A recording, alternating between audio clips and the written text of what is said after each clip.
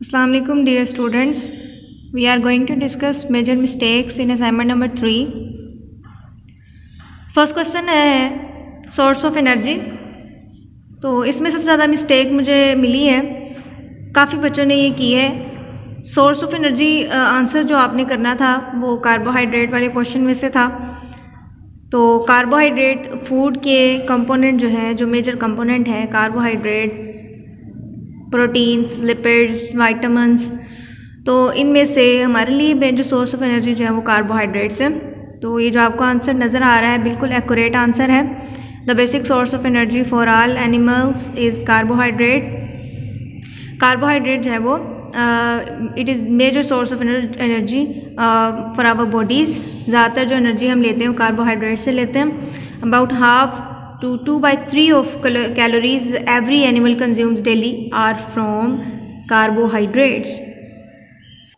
Second question है saturated और unsaturated fatty acids में डिफरेंस आप लोगों ने बताना था।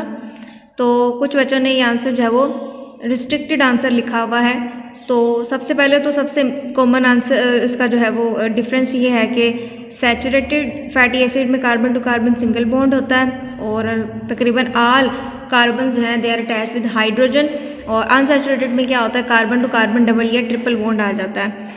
और सेकंड डिफरेंस क्या होगा कि वो लिपिड्स जो सैचुरेटेड फैटी एसिड्स रखते हैं वो सॉलिड हालत में एग्जिस्ट करते हैं रूम टेम्परेचर पर, और वो लिपिड्स जिनमें अनसैचुरेटेड फैटी एसिड्स होते हैं वो रूम टेम्परेचर पर लिक्विड स्टेट में एग्जिस्ट करते हैं। फिर उसके बाद थर्ड डिफरेंस जो बनता था, जो सैचुरेटेड फैटी एसिड्स हैं हम हासिल करते हैं एनिमल सोर्सेज से, और अनसैचुरेटेड फैटी एसिड जो है वो हम प्लांट सोर्सेज से हासिल करते हैं।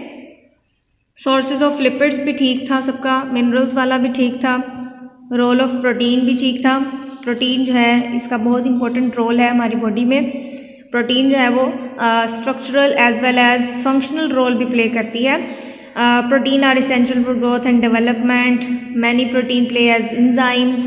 Proteins can also be used for gaining energy in some condition. जब कार्बोहाइड्रेट की डेफिशिएंसी हो जाती है, फैटी एसिड्स की भी, लिपिड्स की डेफिशिएंसी हो जाती है, तो उस वक्त हमारी बॉडी जो है वो प्रोटीन को as a source of energy लेती है।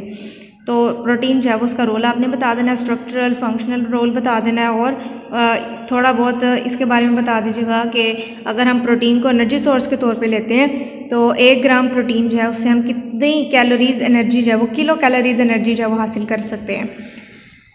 उसके बाद हमारे पास क्वेश्चन है difference between major and trace minerals. तो मेजर और ट्रेस मिनरल्स की डेफिनेशन बताकर आपने डिफरेंस बताना था। एग्जांपल्स आप लोगों ने मेजर मिनरल्स, जो जितने भी मिनरल्स हैं उनके नाम सिर्फ आपने लिख देने थे, आगे उनके यूजेस लिखना ज़रूरी नहीं है। मेजर मिनरल्स के नाम और ट्रेस मिनरल्स के नाम कोई सी 2 या 4 आप लोग एग्जांपल दे देते।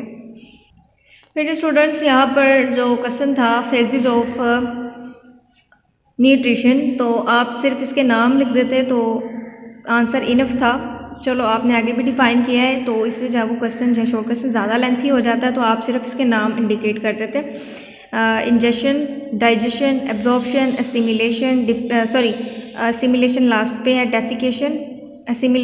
डेफिकेशन से पहले भी एसिमिलेशन कर सकते हैं जी। तो यहाँ पर जो क्वेश्चन था कि कंपोजिशन बतानी थी गैस्ट्रिक जूस की। तो गैस्ट्रिक जूस में म्यूकस होता है, म्यूकस यहाँ पर बच्चे की स्पेलिंग गलत है, HCl पता नहीं ठीक है चलें, HCl है, और protein digesting enzyme that is in the form of pepsin, inactive form में होता है। तो आपने पेप्सिनोजन, ठीक है पेप्सिनोजन ही इनएक्टिव फॉर्म है और पेप्सिन इसके एक्टिव फॉर्म है, बिल्कुल ठीक है जी। ये इसकी कंपोजिशन हो गई है। और एसोफेगस है, बाइल वाला है, थोड़ा बहुत बाइल जो है इट इज़ कहाँ बनती है, लीवर में, और लीवर में सिंथेसाइज होता है बाइल, वहाँ से it is stored in gall bladder, और गाल ब्लैडर से ये कॉमन बाइल डक्ट के ज़रिए बाइल जो है it is secreted in duodenum. और ये जो बाइल है ये इमल्सिफिकेशन के थ्रू लिपिड डाइजेशन की में हेल्प करती है, चर्निंग प्रोसेस। उसके बाद जी स्टूडेंट्स लास्ट जो मिस्टेक थी वो लॉन्ग क्वेश्चन नंबर 2 में थी, स्टमक वाला जो था।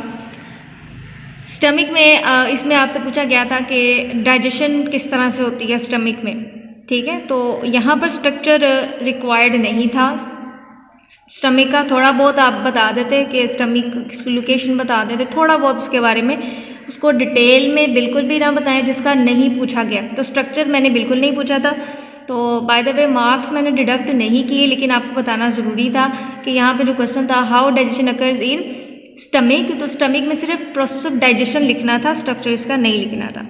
तो बच्चों ये हमारा जो है वो असाइनमेंट नंबर 3 में लास्ट मिस्टेक थी। तो जैसे जैसे असाइनमेंट्स आगे होती जा रही हैं, बढ़ती जा रही हैं, मतलब काम आगे हो रहा है, तो मिस्टेक्स भी कम होती जा रही हैं। कोशिश करें कि आपकी ये भी मिस्टेक्स ना निकलें। तो ये हमारा जो है आज का काम, आज की वीडियो कंप्लीट होती है। आप लोग अपना बहुत ख्याल रखिएगा। अल्लाह हाफ़िज़।